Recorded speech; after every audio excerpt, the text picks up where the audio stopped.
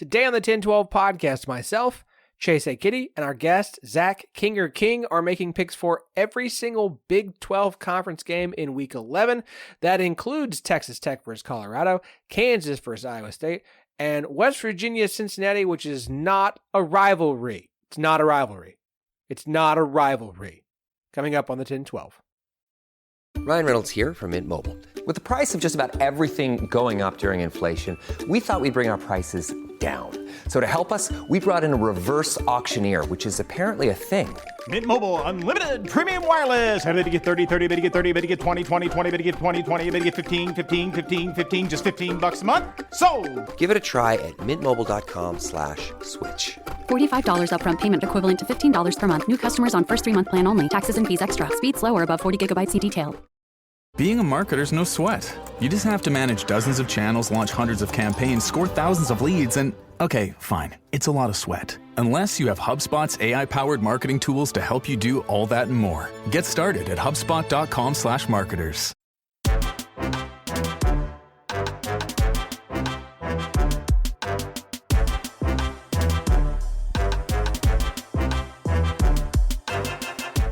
Welcome to the 10-12, the podcast that covers all 16 teams in the Big 12 Conference. We are the flagship show. The 10-12 Network. Find every show in the network at 1012network.com. And of course, we are partners with Sports Social, Europe's biggest sports podcast network.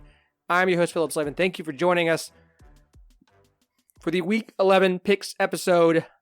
Very excited for this week. 6 fantastic Big 12 games to talk about today. I'm very excited because, man, I always like having my guest here.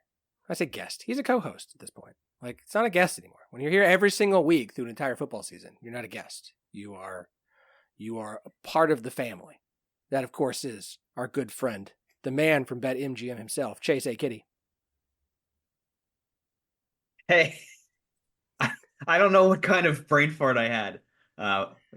Listening to this, I'm just thinking like, oh yeah, Zach's a co-host too. Like, he's here too, and he's. I guess I didn't realize he was here every week. Man, Philip's just so nice when we bring. Oh right, that's me. Hey Philip, how's it going? I'm good. It's been a long day. Right. It's been a long day. Has it? Has? Oh, that's yeah. You know what? I bet you were up really late last night, Tuesday night, because of the release of the college football playoff rankings. That's what it was. Absolutely. I stayed up so many hours watching the coverage of the college football playoff results. Yeah.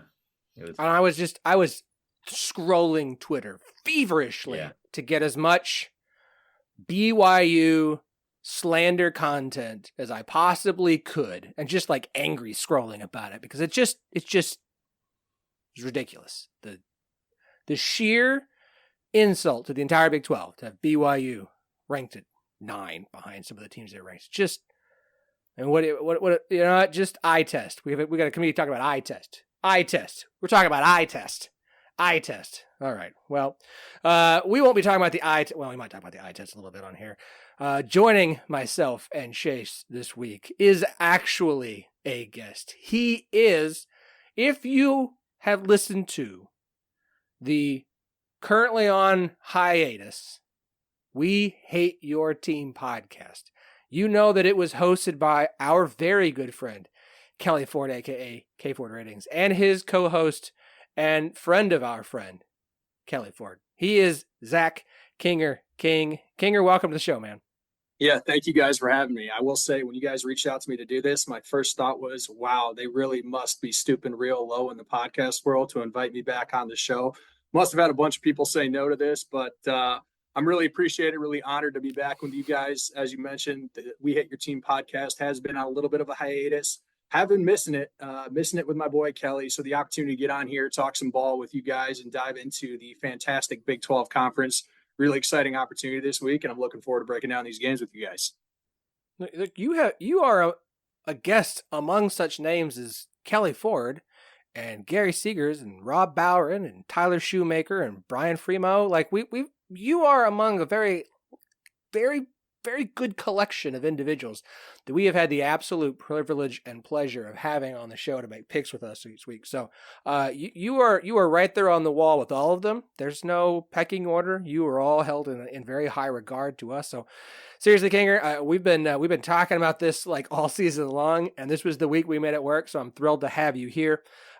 Look, you don't have kids. Typically, this is the part of the show where we ask our guest for some parenting advice because Chase is going to be a first-time father in December to twins. For those who have maybe this is their first time listening and don't know about this, so normally this is the part where we ask you for parenting advice. But you don't have kids, pets, Kinger? I do have a dog. Yes. Okay. I don't know if we want to do like dog dad advice. That seems a little bit. Do you have any pet owner advice you think translates? Haven't you? No, I'm just kidding.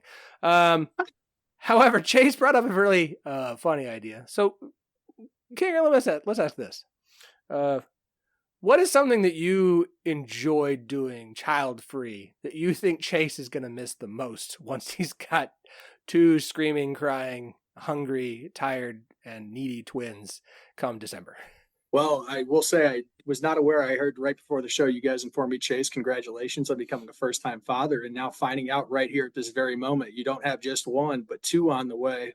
Oh boy, buddy, you're going to have to strap in because I'm sure that life is going to change quickly. And, you know, as you mentioned, no kids yet. I am engaged. Hopefully that will be in the cards for me in the future. But, you know, just from my perspective, I'm still a big proponent of, you know, let's stay up on a Saturday night, watch college football to 1:30 a.m., which I'm sure that won't change for you too much, Chase. Yeah. However, what I still do and have the fortunate privilege of being able to do is sleeping until 10 or 11 o'clock on a Saturday morning and getting up with absolutely no responsibilities. I don't know that that is going to be in your cards for the future. So I would say that the sleep is probably going to be something that's going to change for you quite frequently. And, you know, parenting advice, I'm not really in the cards to be able to give that to you, but obviously happy wife, happy life, being there to support the mother of your kid. I think that's probably going to be your number one keys to success is making sure that you're there to contribute. And I'm sure that that's already going to be in your cards and you're going to be ready for that when the time comes. Yeah, I mean, I already stay up late and get up early, so that part definitely won't change. I don't think I've said this before, so listeners might not know this. I work in the house and my wife works out of the house. So if anything, she's going to need to support me. I mean, we gotta we gotta get her some books.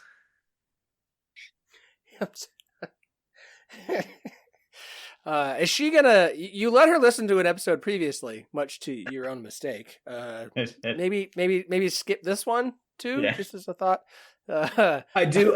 She's big on preparation. So she reads a lot of books. She wants me to read a lot of books and listen to a lot of podcasts and like, you know, consume a lot of, you know, parenting information.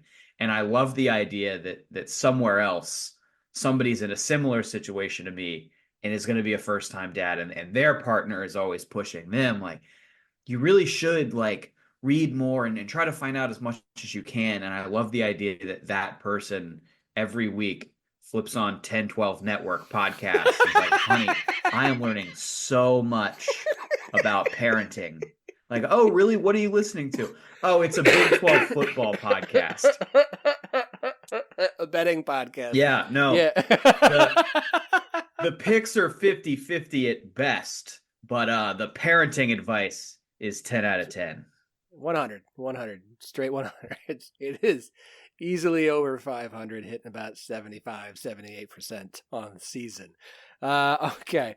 A couple quick notes. Obviously, as you mentioned, college football playoff rankings came out. I don't care. Like, I really don't care. Like, it's bullshit. I'm sorry. Sorry. It has been a long couple days. BYU deserves more credit than they're getting. Eye test nonsense, blah, blah, blah. Indiana has the same resume that Michigan had last year when they were 3 and again, Indiana's 8. We can do this all day. It doesn't matter. They're going to do whatever they need to do to justify whatever they're going to do. Basketball has started. Very strong start for the Big 12. 15-1 on the men's side to start things off. 12-1 so far on the women's side. 2 of the teams in action right now as we were recording, both up significant amounts, and I would expect both BYU and Kansas to win. Baylor, the last one to actually have their first game, that doesn't start till Thursday. So by the way, we dropped our latest 10-12 overtime episode on YouTube. Shahan Jayaraja joined us to talk about his Big 12 quarterback tiers. He tiered them like we've done, Chase. So we've had that conversation. So we had Shahan on to talk about his current compared to his preseason rankings. We just had a little Big 12 quarterback chat. So if you haven't yet, go check out the 10-12 on YouTube. Maybe you listen to the 10-12 on YouTube since the episodes are available there every week. Do us a favor. Make sure that you like the video, subscribe, leave us a comment. I'm happy to respond to those, assuming that they are, something that's worth responding to. But fantastic interviews so far. Parker Fleming, Kelly Ford, Volume Pigs, now Shahan. Great guests each week. They're little 20 to 30 minute video interviews. So go check those out on our YouTube page. Of course, wherever you're listening to the show, because it's available just pretty much everywhere that podcasts can be, leave us a 5-star rating, please. Leave us a review. I'd love to read them. It really does help the show out, and I greatly appreciate it. If there's something you don't like, y'all, just let me know. Like, I don't need you to be like, this is the worst show I've ever heard. The audio quality is awful, and these guys are jerks. Like, don't leave that. Just email that to me. Okay, 1012podcast@gmail.com. Just email it to me. We're on 1012 Network on Twitter, 1012 Pod on Instagram and Threads, and 1012 Network on Blue Sky. So whichever platform you have currently decided to go on to, you can find us on there. Except for Facebook, I'm not going into that hellscape with the podcast. I just don't have the time, capacity, or energy to spend any more time on that site than I have to. Okay. All of that said, we got to look back at last week. Congratulations, Chase. You and Mitch tied 3-3 last week. So you guys were the winners last week. I went 2-4, had my first losing week in a while. You jinxed me, sir. You had to jinx me. I don't know you had to do it. What you're talking about. I wish you all the best. It was positive vibes, nothing but. If you couldn't perform, I don't think that's my fault. I'll run through it. You and Mitch had both 3-3, like I said. We all missed on Iowa State, minus 13.5. That was a consensus curse loss, and I actually got accused of the consensus curse costing Iowa State the game in the Wide Right Natty Light Discord. So not only is it a curse for us, apparently it's curses for the teams now, so we'll see how that goes. You both hit on the under 46.5 in Houston, Kansas State. I knew I should have taken that one with you, but I didn't. I missed on Kansas State minus 12.5. We all hit on UCF minus 6. That consensus worked. You guys both missed on OSU plus 3.5. I missed on the under 59 because OSU scored a touchdown that didn't matter in the end. Thanks a lot. You hit on Baylor minus 3 versus TCU. Mitch and I both hit on the over 64 in that game. And no one got their non-Big 12. You missed on Auburn plus 6 or minus 6.5. How dare you bet against Vanderbilt? Mitch missed on Army minus 21.5. Their starting quarterback was not in that game. And I missed on Pitt plus 7.5. That one was not close. So, on the season, I am still in the lead despite a 2-4 week last week at 47-41. Chase, after a 3-3 week, you are 45-43. And our guests are 32, 47, and 1 so far on the season. One quick note here, because I am a man of upstanding principle. I believe my Baylor minus 3 is a push, not a win. So I think I need to be downgraded there by half. Okay. So I think we actually had an outright guest win last week. What do you know? 2, 3, and 1. Well, okay. I mean, it's a guest win at 500, so, Win's a win. We're giving it to him. You got to take what you can get, and that's fine. Man, this is not going to be my friend right now. No pressure, Zach. Well, I'll tell you what, man, I'm feeling the pressure, and I'm coming off of what could arguably can be considered my worst month of gambling in the month of October over my 10 years now of doing this, or 9 years of doing this. So I'd say I am feeling the heat a little bit. I want to make sure I deliver for you guys, and hopefully I can boost that the guest picker rating up a few points this week. But, with the track record and how things have been going, there's no promises, there's no guarantees. That's for sure. I mean, we've had one winning guest week. Our good friend, I think it was Gary Seegers. Yeah, 4-3 is the only person who's had a winning week as far as guests go. So again, the bar is very low. We're running out of time, so at some point a guest has to have a good week, an outright win. Not just a 500 win, but a win is a win. So, with all that said, y'all ready to get to it? Let's do it. Yeah, man. Let's do it. All right. We start. This is fun. Because I've been told that this is hashtag not a rivalry. Not a rivalry. Who said that? Who said that? Our good friends at the Raspy Voice Kids argue with me that this is not a rivalry game. I disagree. Okay? I love Jeremy and Brandon. Yes. Oh, absolutely. This is all in good fun. It's all in good fun. This needs to be a rivalry. It needs a rivalry. I don't know about but that. Of course, West Virginia fans are like, no, our only rivals are Pitt and Penn State. That's it. It's one of those things. You need an intermediate word. It's fine. It's not a capital R rivalry. It's also not nothing. Right. This is the second time Cincinnati hosting West Virginia. Sorry, we'll actually get to the team. Cincinnati hosting West Virginia at 11 a.m. God's time on FS1. These two teams have now shared a conference home twice. That feels like something. They've been playing each other since 1921, though they've only played 21 times, and West Virginia has dominated the overall series 17-3-1. So it's not a close series, and that's West Virginia fans' usual argument against this being called a rivalry because it's not close. But you guys call Penn State a rivalry, and that's not close either in the other direction, but c'est la vie. So that felt unnecessary. It's all in good fun. I do. I love West Virginia fans. It's not close. Brandon, you're not wrong. Brandon and Jeremy, just if y'all haven't listened to Raspy Voice Kids yet, you're doing yourself a disservice. They've got a Cincinnati preview episode. Go check it out. Raspy Voice Kids is available everywhere. You can go to 1012network.com and find the link straight to it. They do such good work. They are brilliant, fun, fantastic West Virginia fans. Okay. Back to what we are here to do. At the moment, Cincinnati, about a 4.5 to 5 point favorite, depending upon your book. Total, about 56.5 across the board. Kinger, as our guest, you get first pick, sir. What would you like here?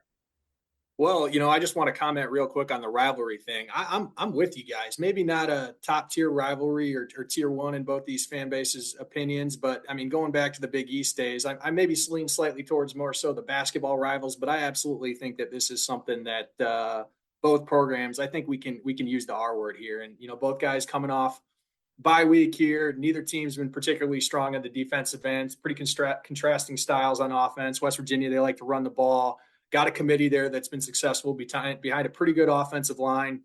Cincinnati defense been susceptible against the run. So I look at that matchup being key in this game. Looking back at the game last year, West Virginia really had a blowout win last year in Morgantown, over 300-yard advantage total last year. We're going to get a much closer game. Garrett Green, I think he's going to be back this week, missed last week, but the turnovers are still a little bit of a problem for him. I think 5's too much here. I think Cincinnati is going to score some points. This is going to be a close football game, so I'm going to take West Virginia to cover, though. I wouldn't be surprised if they get the outright win, but I'm pretty confident taking the points with West Virginia in this one. All right. Our resident West Virginia fan, Chase, what would you like? Yeah, I'm not as confident that Garrett Green's going to be back this weekend.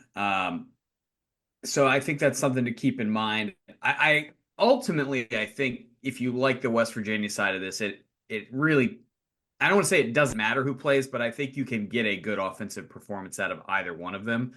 At this point, I kind of lean toward I would rather have Nico. I think the floor is higher at this point.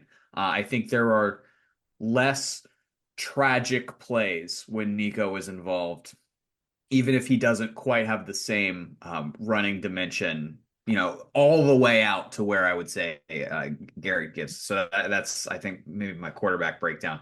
Look, Cincinnati trending toward the lower scoring games of late, but I think it has a lot to do with who the opponents have been. West Virginia's a flawed team. I think we all understand that. But one thing they do well and have consistently done well is the explosive plays on offense with both guys under center. I mentioned I think we're going to get a Nico game here. I think they're going to find success in the passing game because of it. I think the offense is going to be more consistent. I think they're going to have fewer turnover-worthy plays. I think Sorsby will eat against West Virginia's bad passing defense that we have talked about ad nauseum here on the show this season. I don't think that a new DC is going to fundamentally change anything about the back end of what West Virginia's defense can bring. So my gut says, put all that together, popping Cincinnati out to -5 is a little too much advantage for the Bearcats to give. I think they're much more interesting as a dog than as a favorite. But West Virginia really hasn't played an FBS game all season where the point spread has mattered. All of their games, you're either picking them to win or you're picking them to lose, and the point spread hasn't really come into it. So that makes me a little bit nervous. I'm going to edge off of the West Virginia +5 here and take the over 56.5 because I do think both offenses are going to be successful. All right, over 56.5. Both these teams coming off of an idle week. As you mentioned, look, Garrett Green is doubtful. I doubt he's going to play. I would expect that Marchiol is going to play. Look, I think West Virginia's going to have success on the ground against Cincinnati, but Cincinnati has the better defense in this game, especially in defending the pass. And while Brennan Sorsby has been a revelation for Cincinnati, he has struggled a little bit more the last few weeks. I think he's going to have a much better game against this West Virginia secondary. Also, like he likes to take some big shots, right? Kind of like Garrett Green did. West Virginia's defense is giving up 46.3% on third down. They are 125th on defense in third and fourth down defense. Like, so even if you're Cincinnati and you take a shot on first down and aren't able to make anything of it, you've got to feel pretty good against this West Virginia defense that it's okay. We're still going to have a good shot based off West Virginia's defense of kicking up that first down as we move along. I think Cincinnati or the over is the right side here. I hate how much this side has gone to Cincinnati. 5 is a lot. 4.5 is still a lot. I would like this a whole lot better at like 3. But I think Cincinnati's the right side here, so I'm just going to go ahead and ride with the Bearcats -4.5. All right, next game on the slate. 2 p.m. Actually, 2:30. Forgive me. 2:30. Also on FS1. At Arrowhead Stadium. Kansas, off of an idle week, playing host to Iowa State, licking their wounds after their first loss of the season against Texas Tech. At this particular moment, Iowa State is a 2.5 or 3-point favorite on the road. And the total in this one is 50 or 50.5, depending upon where you shop. Chase, you're up first, sir. What would you like here? Yeah, I mean, why is this number only 3? I think when I talk about handicapping and starting and finishing with the number and understanding what the number is in context and what it means, this is a prime example of a game that profiles like that, where you want to start and finish with the number. It's a game I have real money on this week. Kansas in the midst of a really lousy year with a near imaginary home field advantage. Iowa State, go back to the last month, handily beat West Virginia at Morgantown on October 12th, and they're in the thick of the Big 12 title race. But if you follow this conference and you listen to our podcast every week, I think you understand that despite their successes, they have some real health and depth concerns right now, and that has shown itself over the last several weeks. Double-digit home favorite against struggling UCF, they barely win. They get a bye week. Double-digit home favorite against Texas Tech, they lose outright, and now they go on the road. Kansas is coming off a bye. If we know one thing about Kansas, flaws and all, they play tight games in the fourth quarter. That was a problem all September when you had to lay points with them all the time, but now the market's flipped because we're late in the season, and you're seeing more Kansas dog opportunities. I talked about this with the Kansas State game.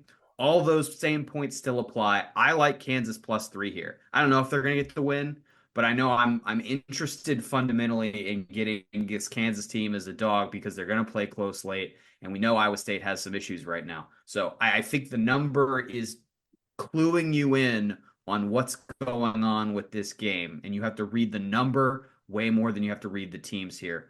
For me, it's Kansas +3. Look, I'm never sure when it comes to coming off of idle weeks. Like a lot of coaches, it's just the record is whatever it is. It's not predominantly one way or the other.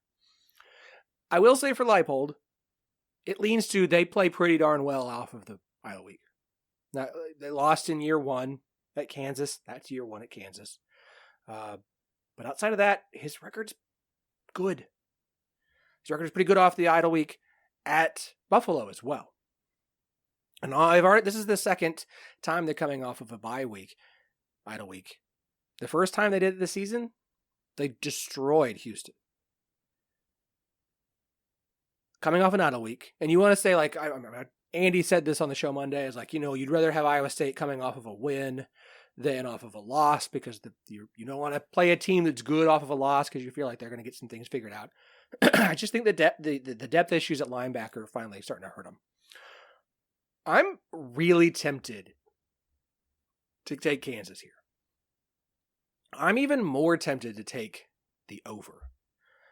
I wonder, with the way Kansas's defense has struggled against the run and the way Kansas's offense looked off of the idle week last time and Iowa State's defensive injuries, if this doesn't get a little bit pointsier than you would think we would see in this game, given what we expect from Iowa State's defense, at just 50 points, that seems a little low to me.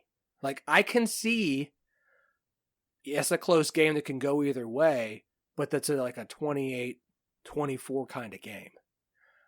I'm going to take over 50 in this one. I don't think it's going to go over by a lot, but I just get the feeling that we're going to get a few more points in this one than you think, just based off of kind of what I expect from Kansas. I think it's Kansas or it's the over here. I'm going to ride with the over.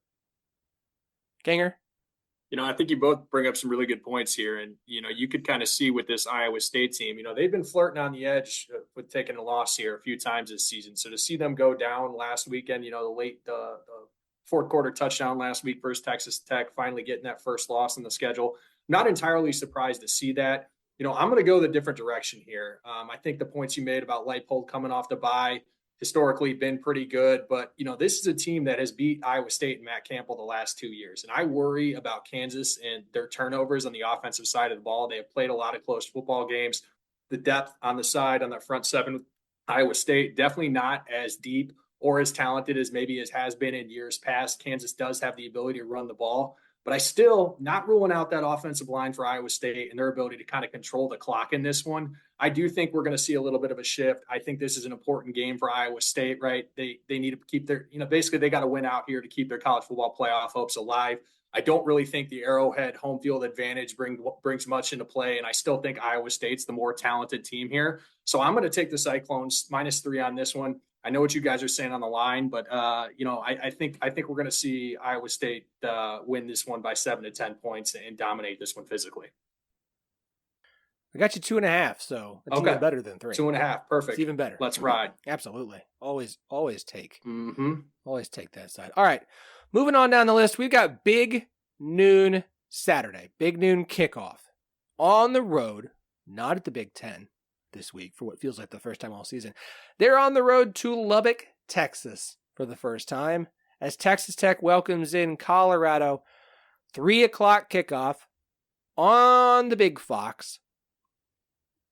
This is an interesting game with Texas Tech coming off of their upset win over Iowa State. Colorado 6-2 on the season, ranked in the CFP poll, 4-1 in the conference standings. With Kansas State's second Big 12 loss, Colorado is back really in this Big 12 title game race.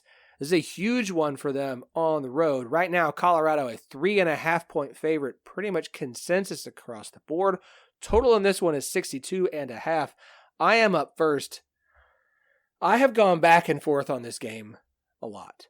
And I've really looked at the total a lot. Because every single projection we have, I say every single, majority of them show go under. SP Plus has 61. Tishu has 63.5. But then you get FEI has 52.3. Beta has 58.96. Parker has 61.23. Like, most of them lean towards the under. Texas Tech's defense has been much healthier. And shout out to Justin Apodaca of Red Raider Sports. I hope I pronounced that last name right. If I didn't, I'm sorry. He tweeted this out. Texas Tech has put an emphasis on blitzing linebackers dating back to the Arizona game on October 5th. They started getting a little bit healthier. And it's paid off. Since the start of October, Texas Tech's Jacob Rodriguez and Miguel Dingle, what a name, have been the Big 12's highest graded blitzing linebackers per PFF. And I understand, take everything from PFF with a grain of salt. that's a big thing to me against the Colorado offensive line that has been better than we expected, but still is what they are. And a Colorado team that's, can run the ball. They are able to put the ball in the hands of a running back and have him pick up a few yards, but they're still not a great rushing team. Can you blitz Shador and make him uncomfortable? Can you get after him and make him sloppy?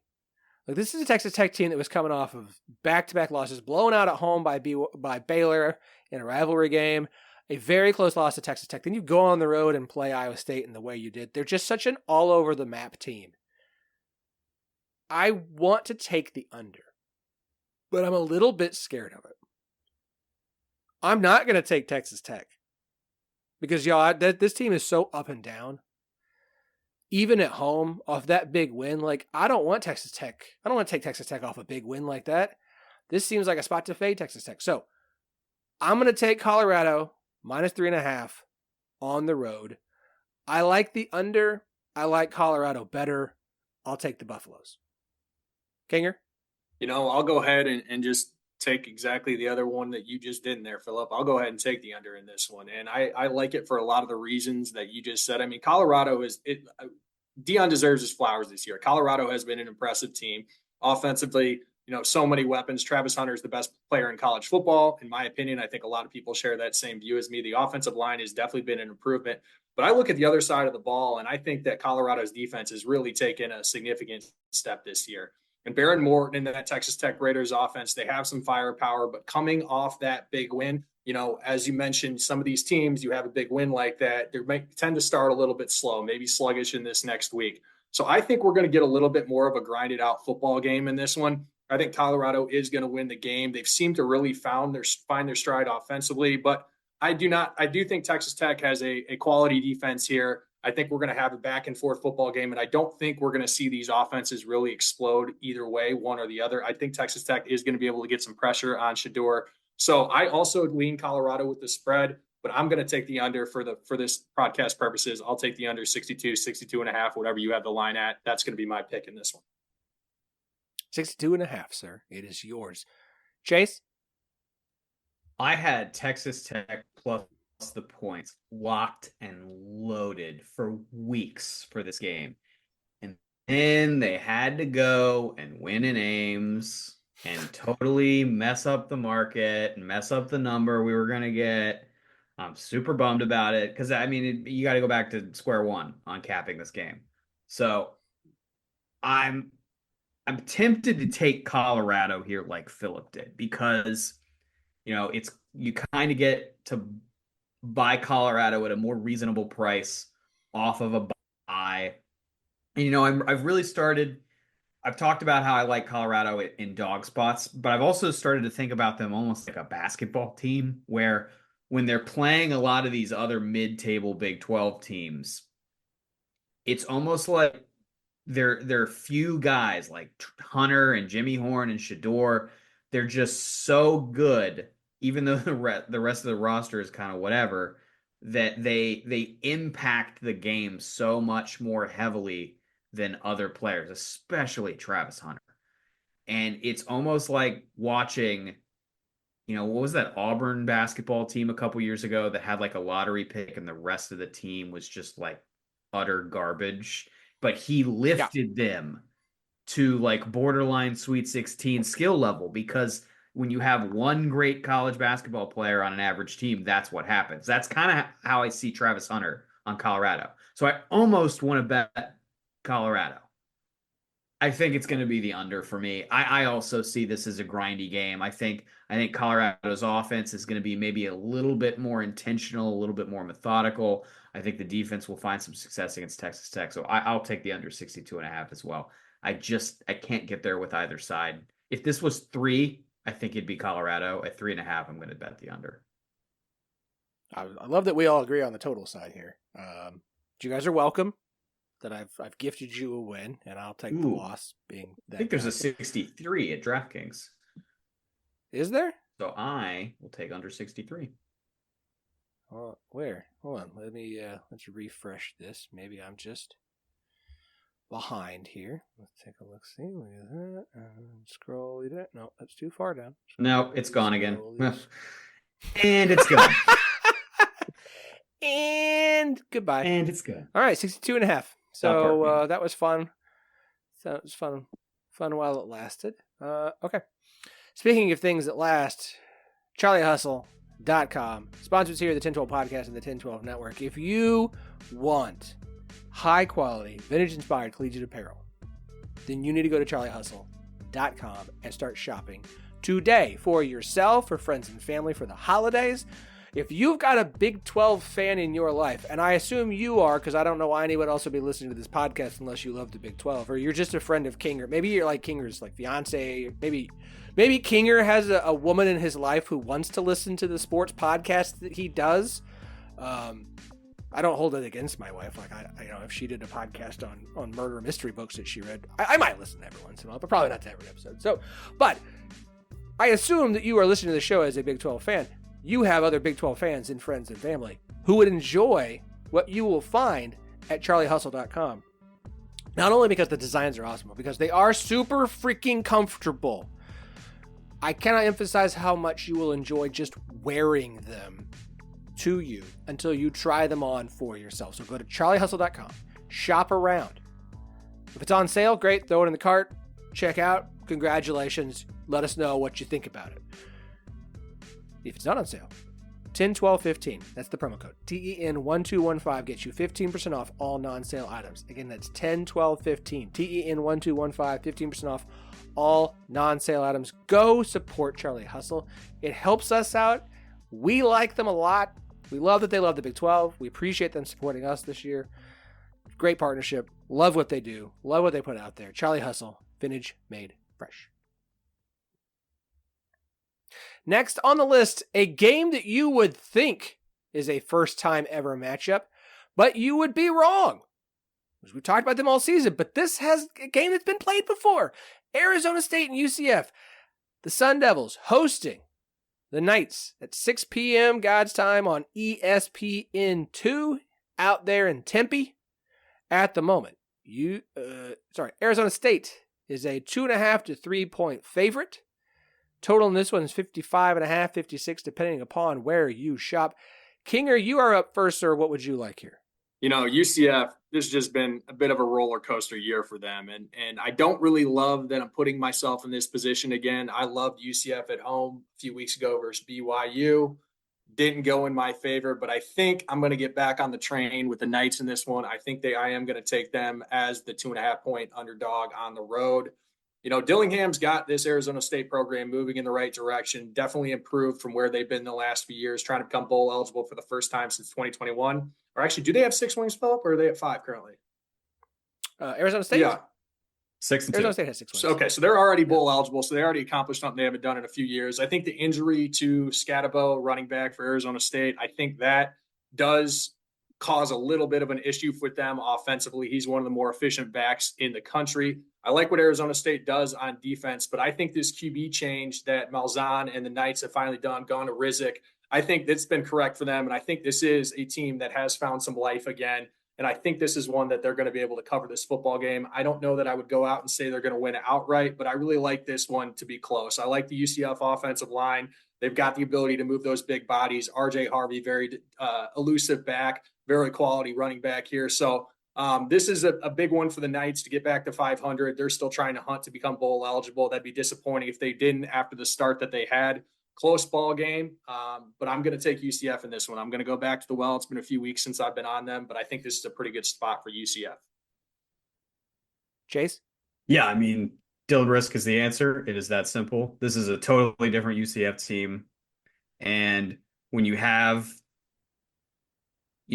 numbers and algorithms that are pricing things on a season-long curve, they don't necessarily account for rapid changes like this. So I think, this number opens the week. It's, the Virgin Sunday night opener or something like Arizona State 5.5. I mean, it's immediately 3 after that because people who are paying attention understand that line is really soft in UCF's favor because of what's happening on the ground with the team right now. So this game is are you paying attention to the Big 12 test, in my opinion, this week. It is UCF +3. It's UCF money line. I'm putting UCF in money line round robins.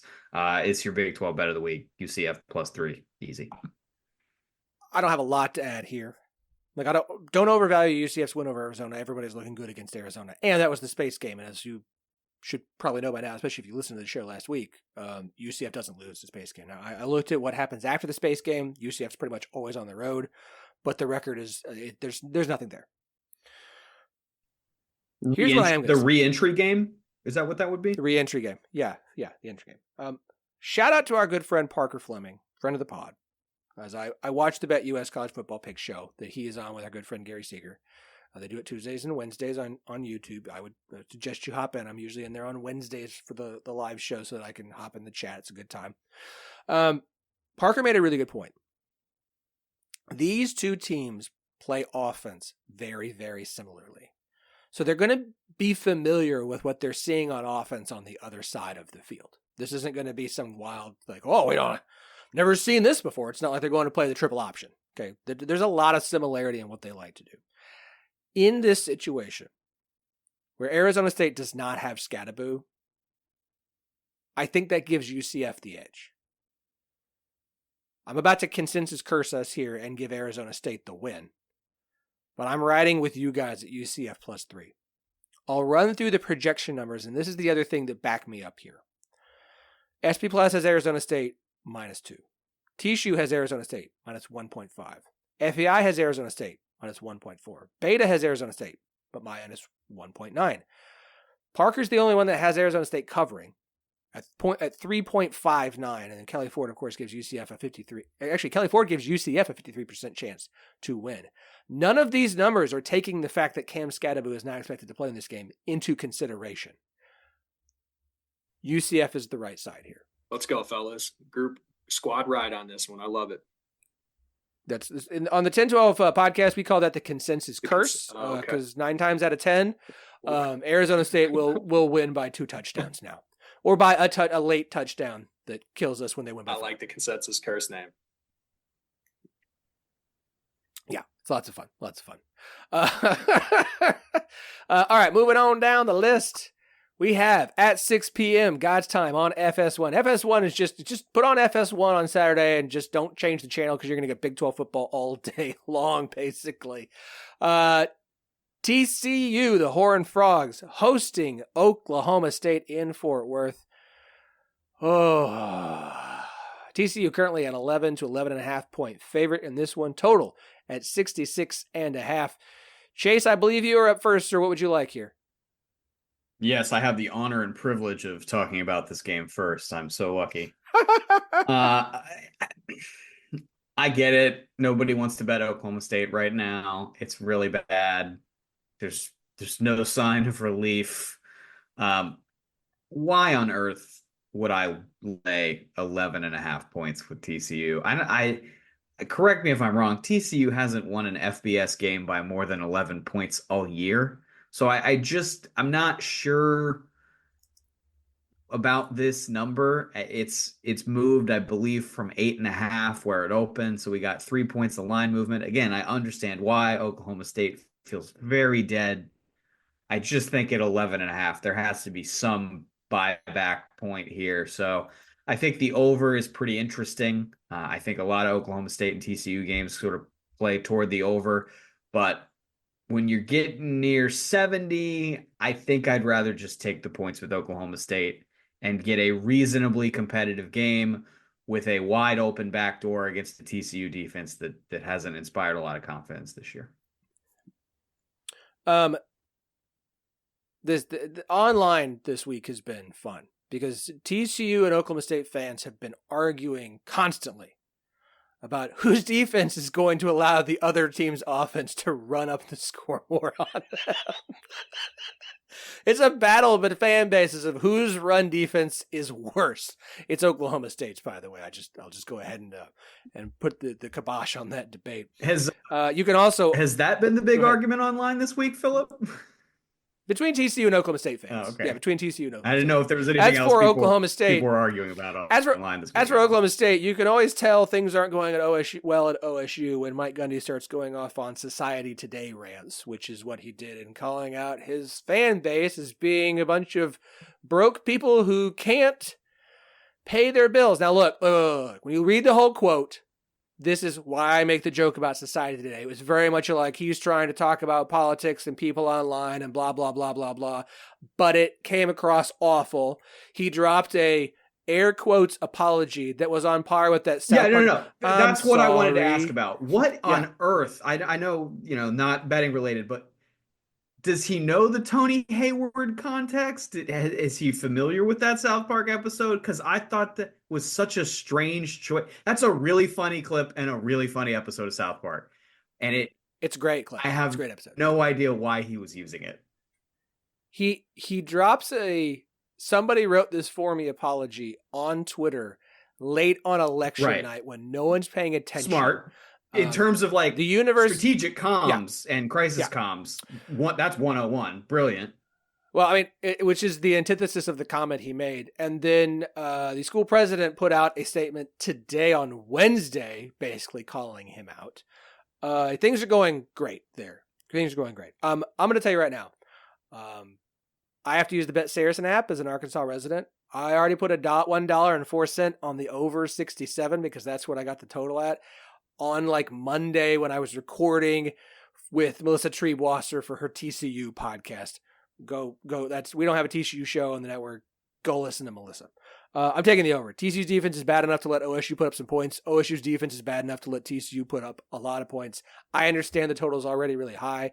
I have no problem taking the over in this one. I get it at half a point less than I had to put real money on down. Over 66.5.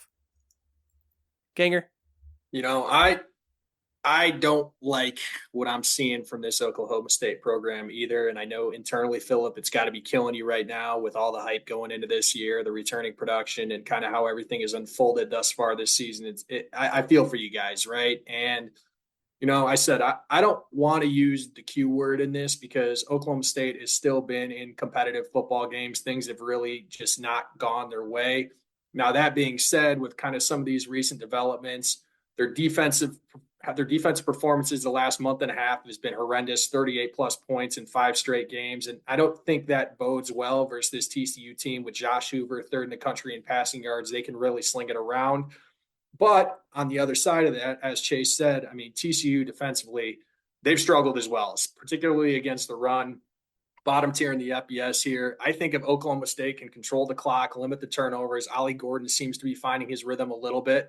I think this is going to be a close football game as well. I don't, me saying that now, I'm probably putting the jinx on the Cowboys and TCU will find a way to win a game by 14 points, but 11.5 seems like too much for me on this one. So give me Oklahoma State to cover. I will also note 2 things. If you missed Monday's show, let me just give you this stat. Through 10 weeks of football, Oklahoma State's defense allowed the most total yards, the most rushing yards, and the 15th most passing yards in all of FBS. Earmuffs, kids. The defense is ass. Also, Brennan Presley, I hate this for his senior year. 6 receptions away from tying Rashawn Woods for the Oklahoma State career number of receptions for a receiver. 6 away from tying, 7 away from passing. I could absolutely see him getting that here against TCU on Saturday. Okay, last one we have to talk about. It's a big one, and yet it's been buried at 9:15 p.m. God's time. Although on ESPN, it is the first ever Big 12 Holy War. Utah hosting BYU. Both teams coming off of an idle week. We've been building up to this. We've been told this is the best rivalry in the Big 12 now. So I think this is a game where this is a weekend, a Saturday, to stay up late and take some football action in. At the moment, BYU about a 3.5 or 4 point favorite, depending upon what you want. Total in this one is 40.5. This is the 95th meeting of the Holy War. Utah leads the all-time series 59-32-4. However, BYU is 27-21 since 1972 and won the last meeting in 2021. I always love when fans bring up all-time records, like congratulations on winning a bunch of football games pre-World War I. That has a lot of relevance on today's college football. But look, you use whatever arguments you got to use to try and win. I'll run through the numbers. SP Plus has this as the closest with BYU by 1.7. TSU has BYU minus 11.5. FEI has BYU by 11. Beta has BYU minus 12.1. Parker has BYU minus 15.71. Kelly Ford gives BYU only a 54% chance to win. I get it. It's a rivalry game. It's on the road. It's late at night. Oh, by the way, this is BYU in a night game. I don't care if it's on the road. I don't care if it's the Holy War. Utah is bad on offense. The defense is solid, but they're bad on offense. BYU is much better on offense. They also have a good defense. It's going to be a low-scoring game. I'm half tempted to take the under 40.5 just to be a sicko. But if you're going to give me BYU, and there is a 3.5 out there, if you're going to give me BYU minus 3.5, I'm going to take BYU minus 3.5 in this one. Give me the Cougars. This is not the week they lose. The streak will continue. They'll continue to rise up the rankings.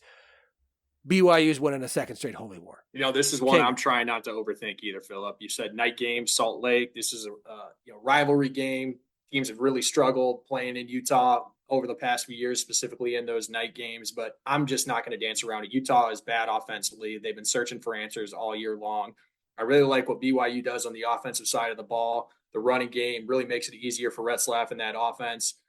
I think Utah's primed to keep this a game for a little bit here, but based on how everything's been going this season, I'm not going to I'm not going to try and dance around it any further. I'm going to take BYU as well. I want to see them continue to have success. My Kansas State and Clones people in my life are definitely hoping for a Utah win this week. And I do think it's going to be a good football game, low scoring, like you said, but you just got to take the team that seems to be more dominant thus far this year. Not going to make it difficult. Give me the Cougars. I totally agree with the idea that there is a simple and obvious bet here. I disagree with what that bet is. I think it's the under 40.5 that Phillip referenced. That is the most clear and obvious lane for me to be in here. So I'm not going to overthink it. Give me under 40.5. Utah can't score, and this is a rivalry game. It's going to be a low scoring rock fight, and maybe BYU wins by 13. Maybe they win by 2, but I bet it's going to be low scoring. So under 40.5. This total might not crack 30. Yeah.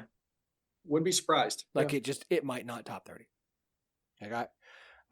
Either side is good. I'm going to ride with BYU, and it's probably the bad side with the hook, but whatever. All right.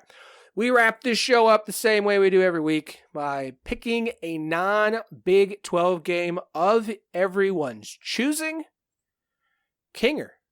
Well, Phil, I'm going to tell you, I'm sure you might have anticipated where we're going with this. We're going to the alma mater, my Purdue Boilermakers, arguably the worst team in Power 4, on the road at Ohio State. This is a game where you got to take the Buckeyes. Purdue 2-6 against the spread this year. There is nothing about this program right now that should lead anybody to believe that this is going to be a relatively close football game, or be a close football game. And you do have the Purdue-Ohio State history. Purdue over the last 10 years has had a couple of big upsets over them, both at home, though. When they've gone to the shoe on the road over that same decade span, things tend to not go well for them. Ohio State is laying 38 here, but this is just a complete mismatch all over the field. Offensively, defensively, in the trenches. I think Purdue is trending in a downward direction. The wheels really have seemed to fall off on this program, and I see Ohio State pumping out to a real early lead here. 38 is obviously a lot. You worry about Ohio State calling the dogs off a little bit on this one in the second half. But even still, if they still do call the dogs off, I still think there's plenty of talent on that team that grind down Purdue's first unit.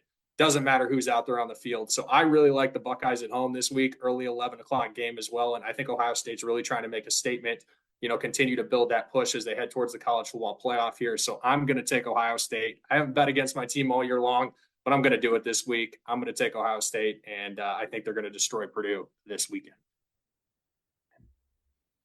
Yeah, I got you a 37. Okay, we'll take the extra half point. Yeah. There you go. That is some sicko stuff right there. Chase, what do you got this week? I'm so over this.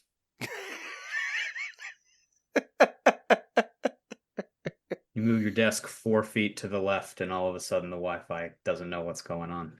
So over it. I feel like I need to apologize to myself after last week. I mean, I spotlighted Minnesota on the show and everything, and it's like the most Chase pick you could make, and I was like, yeah, that sounds fun. I'm gonna go over here and lay points with Auburn though. So I don't know what I don't know what possessed my body that night. As soon as I saw it Sunday night, I bet it, threw a bunch of money down.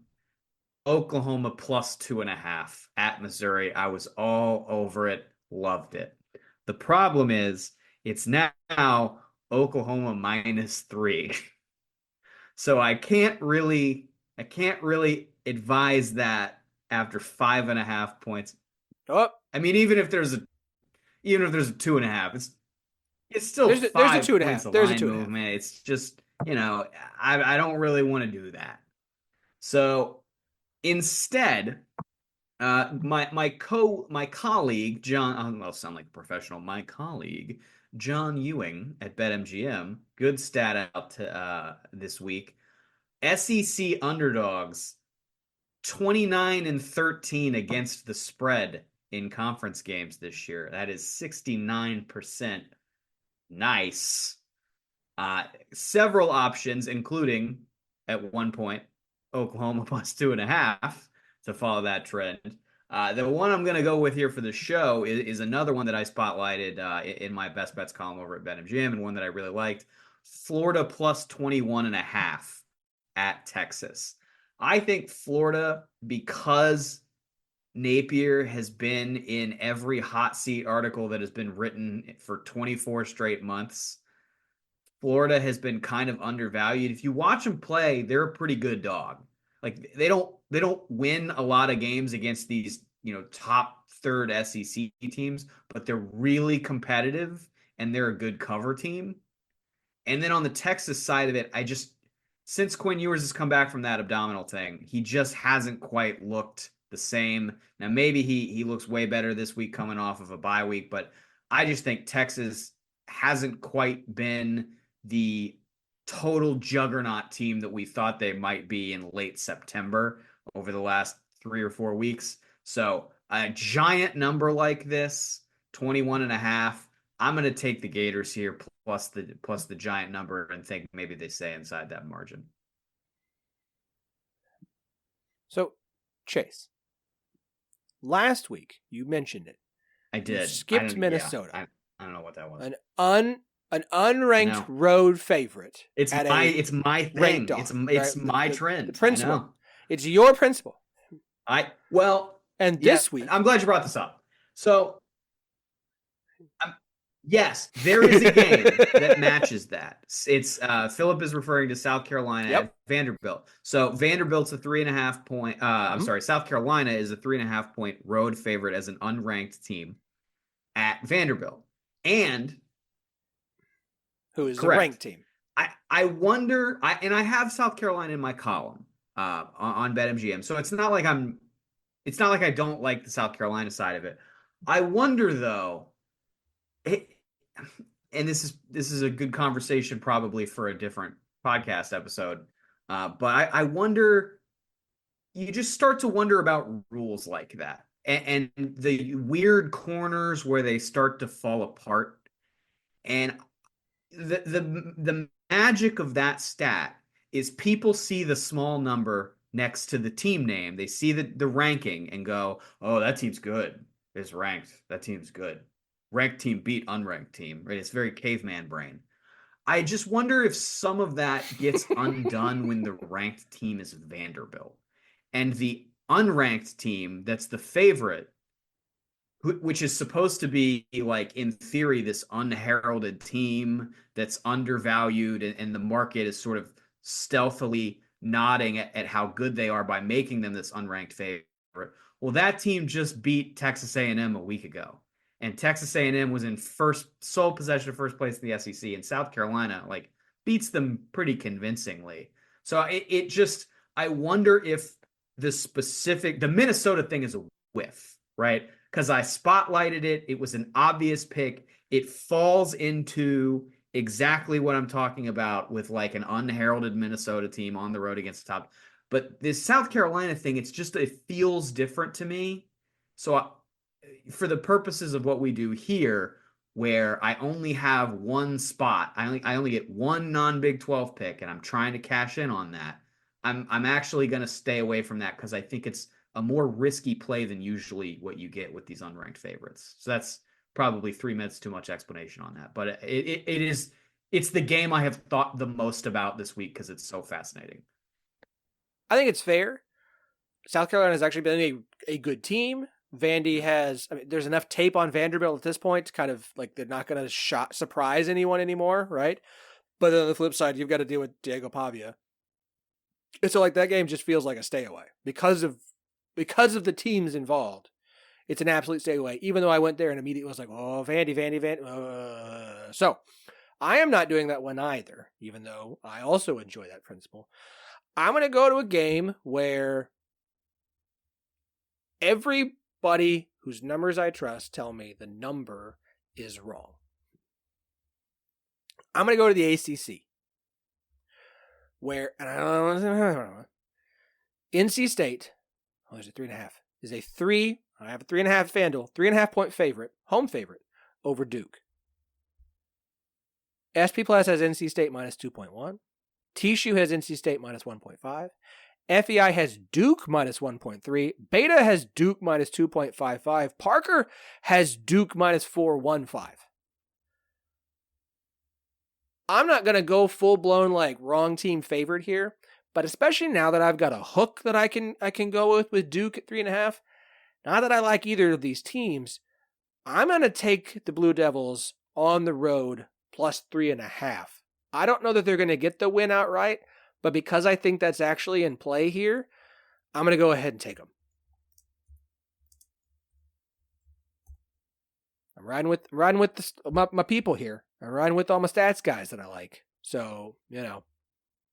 The other one I considered, and I wanted to bring this up, but the numbers it's actually gotten too big, was Army North Texas, because like Army statistically should be a way bigger favorite over North Texas. They're only like 5.5 at this point.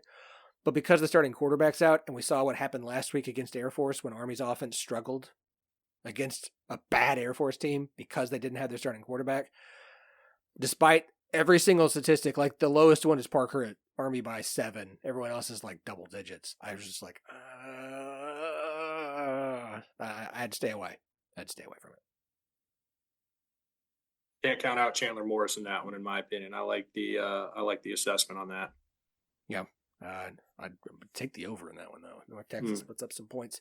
Okay. This has been fun, as it always is. Kinger, man, thank you so much for joining us today. Really appreciate you hopping on. It's a lot of fun.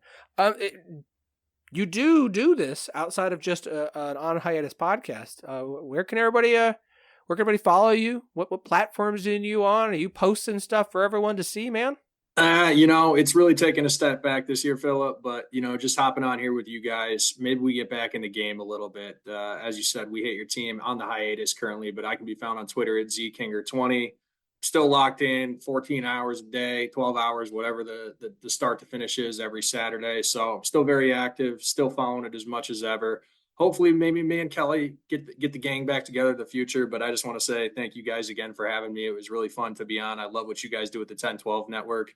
You've got a perfect product for the Big 12, and you guys are really honed in on that and cover it in a way that nobody else does out there. So it was great to be a part of this. Chase, it's really good to meet you as well. And, hopefully we can do it again in the future. It was really good connecting with you guys again. Absolutely. Chase, of course, we will have Chase's best bets that he posts on BetMGM in the show notes. Chase, when last we spoke, you left us on a little bit of a hanging cliffhanger situation, a cliffhanger. Thank you for spitting the word out that I couldn't think of. In regards to the other podcast you do, and the Bet Million show. It's true. Did we cash money in the quarter? Didn't quite get there on the quarter, but that's far from an indictment. You know, it only pays out, I believe, 6 people in a quarter. So the fact we weren't in the top 6, I think, is okay. We are still in great position, shockingly enough. Great position for the year-long contest in Circa Millions. So we are 5 points off of outright first place right now in the contest. So you are not. We are. Bravo. Yeah. Me and the morons. Yep. You and a bunch of yahoos. That is incredible. That's awesome. So everybody go check out the show. Follow Chase. Follow us, like I said, 1012 Network on Twitter and Blue Sky. 1012 Pod on Instagram and Threads. 1012 Podcast on YouTube. Don't forget to go check out 1012 Overtime. Again, thanks to Chase. Thanks to Kinger for joining us today. We will be back on Monday to recap at the weekend that was, look ahead to the week that will be. Y'all, enjoy the hoops and enjoy the football.